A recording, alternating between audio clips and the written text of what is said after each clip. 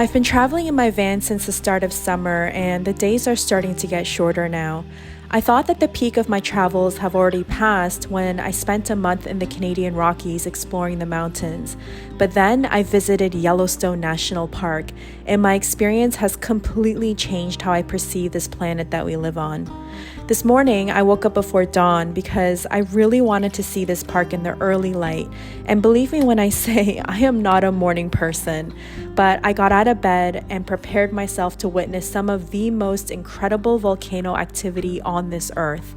And little did I know, I didn't have a clue what I was about to walk into, or maybe more accurately, walk onto.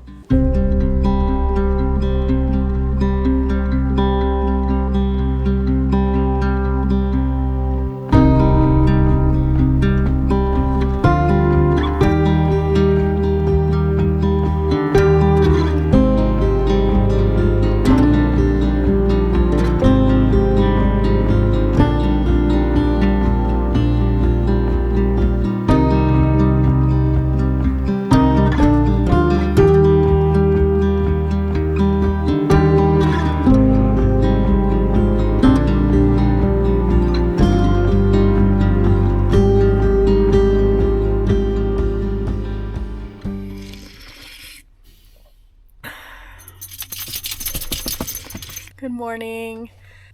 So right now we just entered the South Loop and we're about to go see the Norris Geyser Basin, and it holds the Steamboat Geyser, which is the tallest geyser in the world.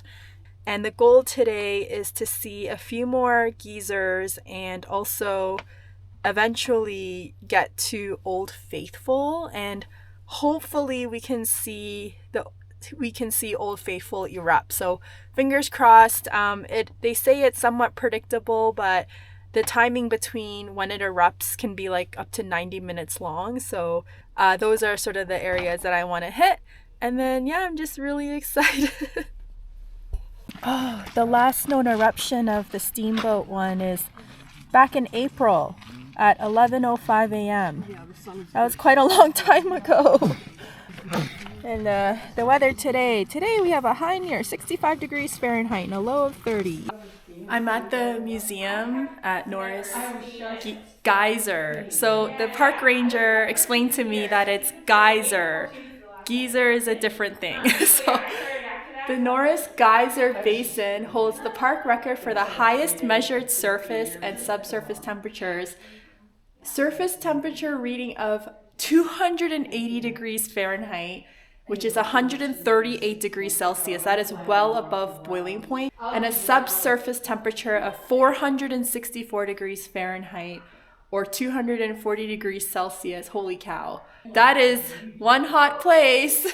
They say that this basin is the most dynamic, acidic, hottest, oldest, and one of the most actively studied geyser basins in Yellowstone. That's cool. Oh my goodness, that is incredible. This is apparently one of the world's largest active volcanoes. Right here.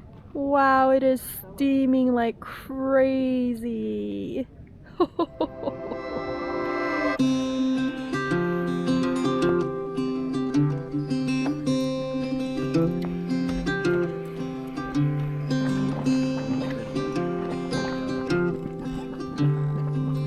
You can hear like the water gurgling and bubbling, and it's good. It's like someone's like cooking a pot of soup or something. And there's a very slight smell of sulfur, but it's really not bad at all. Like, I thought it was gonna be way more pungent, but it's very subtle. I've never seen anything like this in my entire life. Like, this is really cool. Like, I'm walking on an active volcano right now. Like, like, that's insane. I never thought I'd be walking on an active volcano. I didn't even know there were active volcanoes in the US, but there are. They're right here in Yellowstone National Park.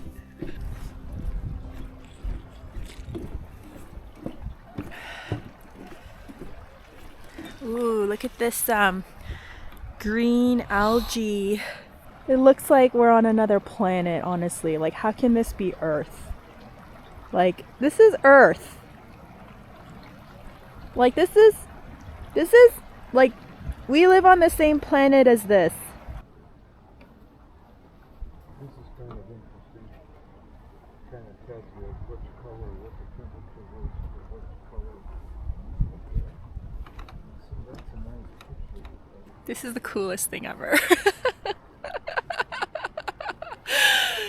Like, I can't get over it. I don't think my camera can do it justice, like how absolutely beautiful this place is.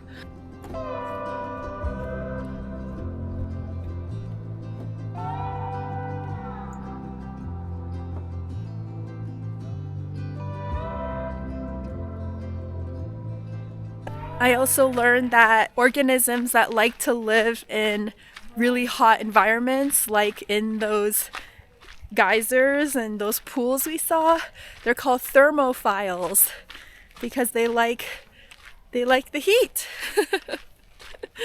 I am not a thermophile. I do not like the heat. I actively try to escape the heat. Everyone's always like, oh, in the winter, let's go to the Caribbean. Let's go where it's like the hottest. I'm like, no, I'm good. I don't want to go there. I'm not a thermophile. I do not thrive in hot environments. Eruptions can be very common here, but when they do happen, they can be very dangerous because the water can shoot up hundreds of feet into the air and it's like piping hot water. And in the process of the eruption, rocks, like big rocks, can be thrown up as well, and you can get hit by one and die. So yeah, like walking along the top of an active volcano is very dangerous. This is probably the most dangerous thing I did on the trip so far. but I'm not worried. I feel good, and yeah, this is, if I go out today doing this, that's a good way to go.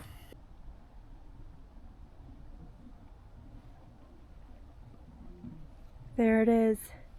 That's the Steamboat Geyser. Should I stick around to see if it erupts? I don't know, man. It looks pretty crazy.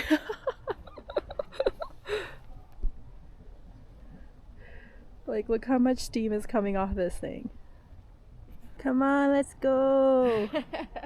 Explode. It's time. I was chatting with this couple as we were waiting for this steamboat geyser to go off, and he was saying that Yellowstone is actually a super volcano. So if it erupts, like the whole caldera area that Yellowstone's on, it would actually destroy the planet.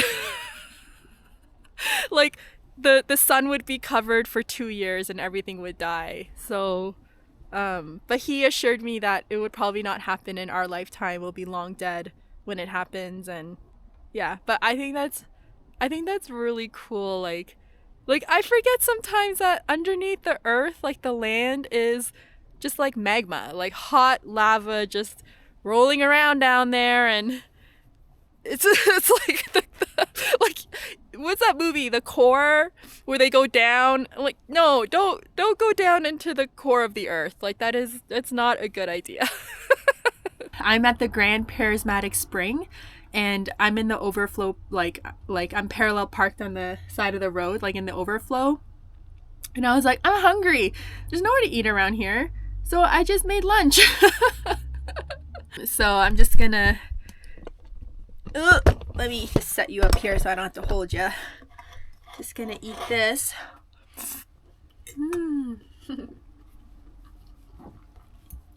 And hang out with Archie. And then we're gonna go.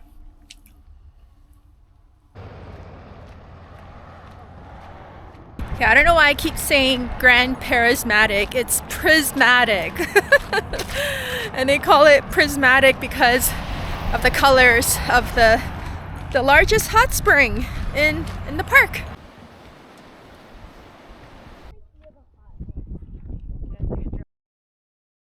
It's a warm afternoon and the steam coming off of the hot spring is warm as well.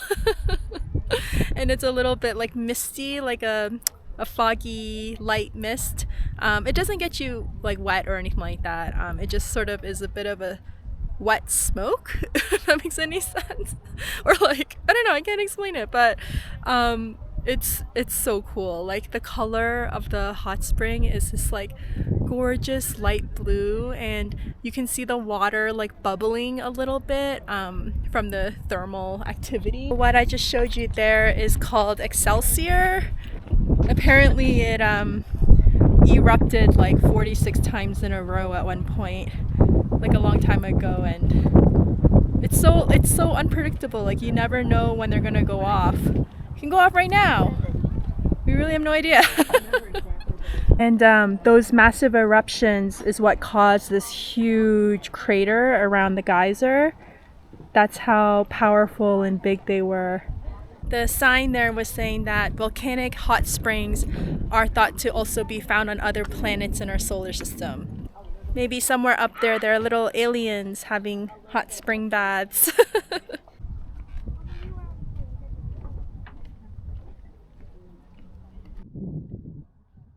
So this here is the Grand Prismatic Spring. It's that blue spring, and it is huge. And you can see the colors start with blue in the middle with the water, and then the blue turns into this green, and then there's yellow, and then there's a ring of orange around the edge. And yeah, like the aerial view of the hot spring shows it a lot better, but it is absolutely gorgeous. Over the last 2.1 million years, Yellowstone has erupted 3 times in massive world-changing events. Standing here, it's a humbling reminder that this planet isn't just our home, it's alive, and there are forces here far greater than us. So the colors that you see around the hot spring are actually the microbes that live on the surface, and they're colorful. So there are all these living microorganisms on this land. That is what makes it so beautiful. And we can't see them with the naked eye, but we can see the color that they are. We live on such a cool planet. Like, Earth is so special. There's no planet like Earth. Everywhere you look here, the Earth is breathing, in color, in steam, in silence. It's wild and unpredictable, and somehow perfectly alive. And just when I thought I'd seen it all, there was one more thing I had to witness.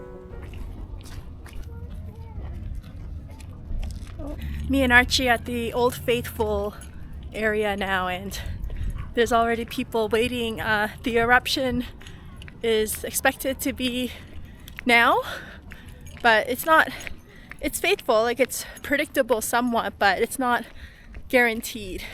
So there's like a plus minus 10 minutes on the time. We're gonna go right up to where dogs are not allowed and see if it erupts. I'm curious how loud it's gonna be and how long it's gonna last for. Look at all the people waiting. Wow. Good boy, Archie. Oh, yeah, I know. When is he gonna go?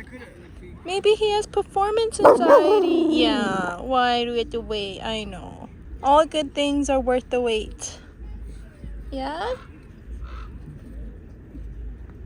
Oh! Oh!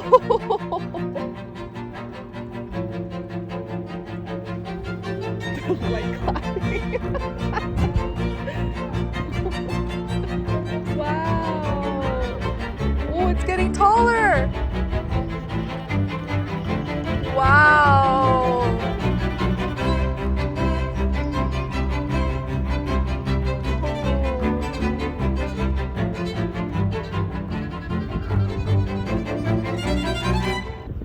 It's starting to go down now. The announcer said that it reached over 75 feet, which is well above average. That's pretty cool. It was a little funny though, because when the eruption started, you can hear like 1 or 2 people on the side like starting to clap, and then nobody else was clapping, so they stopped. And it was a little bit like anticlimactic. But it's pretty cool. Like if these things don't erupt, like there could be huge like like a super volcano eruption that can destroy the earth. So it's good that Old Faithful erupts 20 times a day, 25 times a day. Archie, that was cool. You saw Old Faithful. Archie doesn't care. That's okay. Archie, what are you barking at? Oh my goodness, he's barking at the fake dog in the door. Archie, that's not a real dog. No. So I'm at Grand Teton National Park. Yeah, at Yellowstone, we finished the day by just eating some food at the lodge and just walking around a little bit, and then we slept in the Britain Teton National Forest last night. So that ends our time at Yellowstone National Park, and I hope you really enjoyed it, because I know there's a lot of videos out there about Yellowstone National Park, but I think it's because it is such an incredible place, and it really, really deepened my love for nature. Being able to see wildlife like just right in front of me like that. Like, I used to just grow up watching nature shows and seeing it only through the television, and to see them in person has just been an amazing experience. And Yellowstone has definitely become one of my favorite national parks ever. It is in the top 5. That's how much of an impact it has made on me. And yeah, and I guess with that, Archie, you want to do the send off? Thank you so much, and I'll see you next time. Bye.